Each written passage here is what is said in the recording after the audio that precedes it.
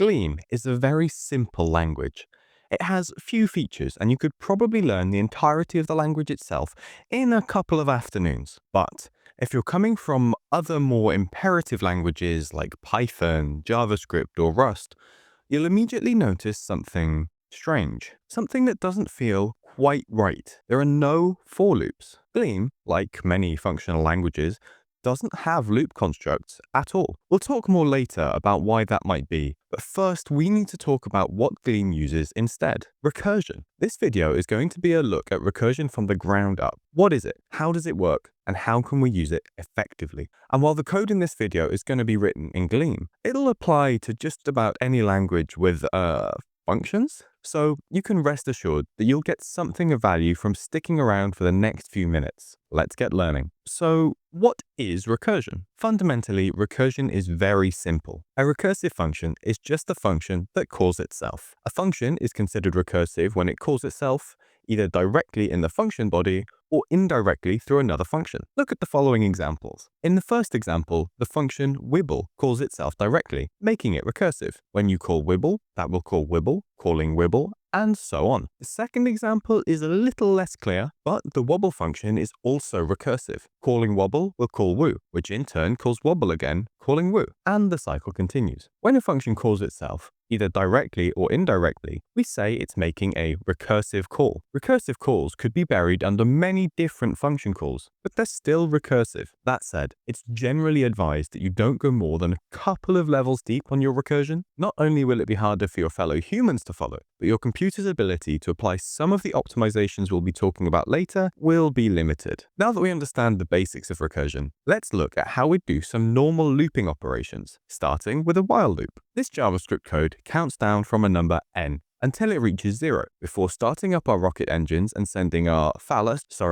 well-designed rocket into space. Here's the Gleam code that does the countdown part of that. You'll notice that when we make our recursive call, we call countdown with n-1. This is effectively equivalent to changing our loop variable like we do by decrementing n in the JavaScript version. However, as some of you have probably noticed, this recursive function will go on forever, counting down to -infinity. We need to make the recursive calls stop, and we do that by adding what's called the base case. A base case is a condition that causes a recursive function to exit early, without making the recursive call. This allows us to unwind our call stack right back up to where the recursive function was originally called. In many languages, you'd do this using an if statement and an early return, but Gleam doesn't have either of those things. Instead, we use a case statement. Here, when we reach 0, we print blast off and don't make a recursive call, ending our chain of recursive calls. That's the basics of recursive functions pretty much covered. As a quick recap, to make a function recursive, all you need to do is make the function call itself. If you don't want the function to recurse infinitely, you add a base case, a function that, when met, causes the function to stop recursing by exiting before the recursive call is made. What we haven't talked about so far is getting values out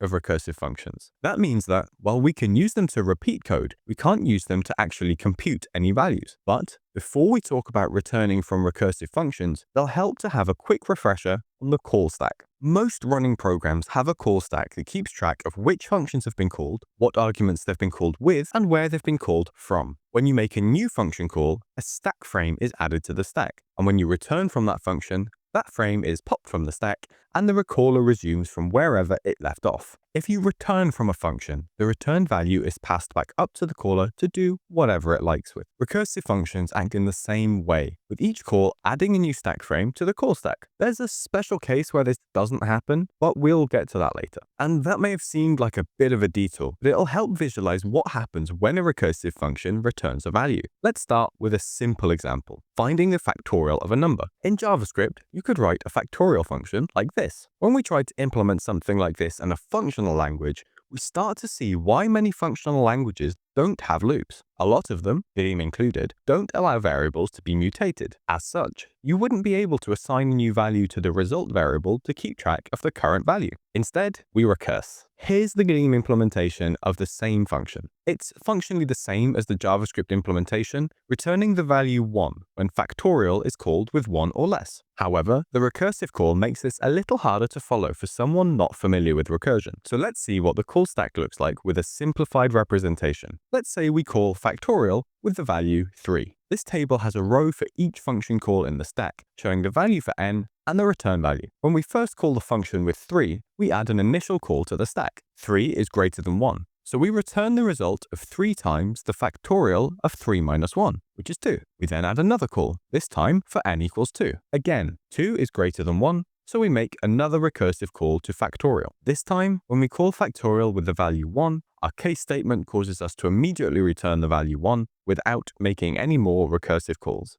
And now we can work our way back up the stack, substituting in the values returned from each recursive function call, which eventually gives us 6 as our final answer. And that's basically everything you need to know to write recursive functions in your own programs. But let's go over another example just to make sure. This time we'll use recursion to double every number in a list of numbers. A looping implementation would probably look something like this. Again, since most functional languages don't allow us to modify values, we can't push to an array like the JS implementation. Instead, we'll build up the list an element at a time. Yikes, confusing. At first glance, maybe, but it's quite simple really. Our base case here is the empty list. We'll just return an empty list back to the caller. However, if our list has any items, we split it into the first item and a list containing the rest of our items. We call double nums on the rest list, that's our recursive call, before adding num times 2 to the start of that new list. The call table for this function, when called with a list containing 1, 2, 3, effectively looks like this. When this resolves and we unwind the stack, hopefully you can see that we get back up to our result being a list containing 2, 4, and 6. One thing that's interesting in this example is that we're not returning the result of the recursive call straight away.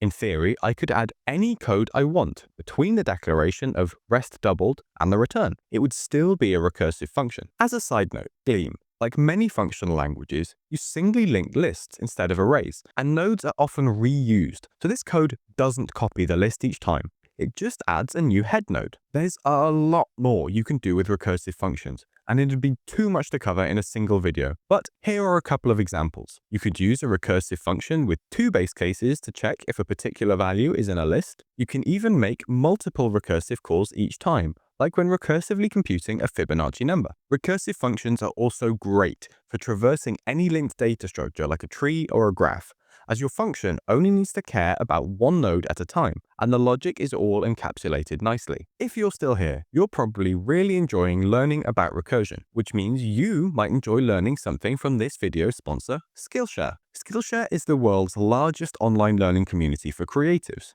Want to learn how to program? What about making music, money, or machines? Skillshare will have a class for you amongst their 1,000-strong catalog of content created by experts. It's one of my favorite ways to pick up a new career skill, learn about a potential new hobby, or figure out my next side hustle. And if you prefer a little more guidance, you can follow one of Skillshare's learning paths, which take a number of classes and wrap them up into a nice little tour of a topic. With the changes to my YouTube videos, I've been using Skillshare to learn a little about video lighting from this course from In Process. It's how I landed on this 3-point lighting setup I have here. And as a thank you for watching my video, the first 500 people to join Skillshare using the link in the description will get their first month for free. Why not take advantage of this offer to learn how to make a last-minute Christmas present for that relative you've forgotten? Thinking a little more on recursion, what happens when you want to traverse a big data structure? Say you had a list with 1 million items. Could you still do that with recursion? Well, yes, but with a bit of an asterisk. Like we discussed earlier, each time you recurse, you're making a function call, which adds to the call stack. Some languages have a limit on how large the call stack can get,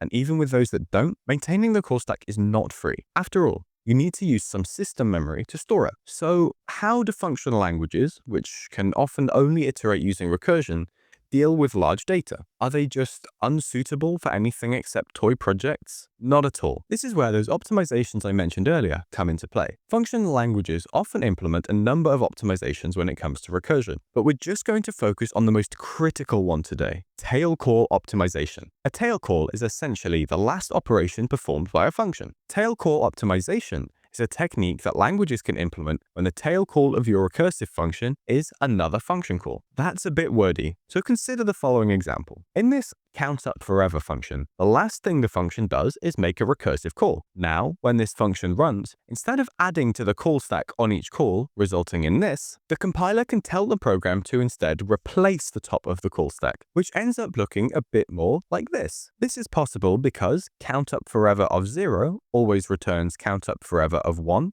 which always returns countup_forever of 2, and so on. Since there's no logic being done after the recursive call in the countup_forever function, the runtime doesn't need to keep track of which function to pass the return value back up to. It can just pass it back up to the calling function. And this way, we don't end up with massive call stacks. As it turns out, the compiler can do this for functions that return values too. Let's go back to our find function from earlier, and let's look at the naive call stack for finding the number 2 in a list of 1 through 3. Since we never do any logic after the recursive call, the value true will just be passed back up to the function that called find in the first place. So the intermediate calls don't really matter, and the compiler can optimize them away. So we can generalize a bit and say that a recursive function is a candidate for tail call optimization when there's no logic in the function after the recursive call. Let's revisit another example, our double nums function. This function clearly does some logic after the recursive call, so it can't be tail call optimized. You may think that you could optimize this function by rewriting it like this. And while it looks like there's nothing happening after the recursive call, you have to remember that programs kind of operate from the inside out. In this case, double nums will be called before nums times 2 can be prepended to it. Logically, that makes sense. You can't add to a list if the list doesn't exist yet. Does that mean this function is doomed to always operate on small lists? Of course not. There is a way. We just have to rewrite the function slightly to meet our criteria. In most cases, including this one, you'll be able to do this using an accumulator. Basically, instead of building up the return value after each recursive call, we build it up as we go.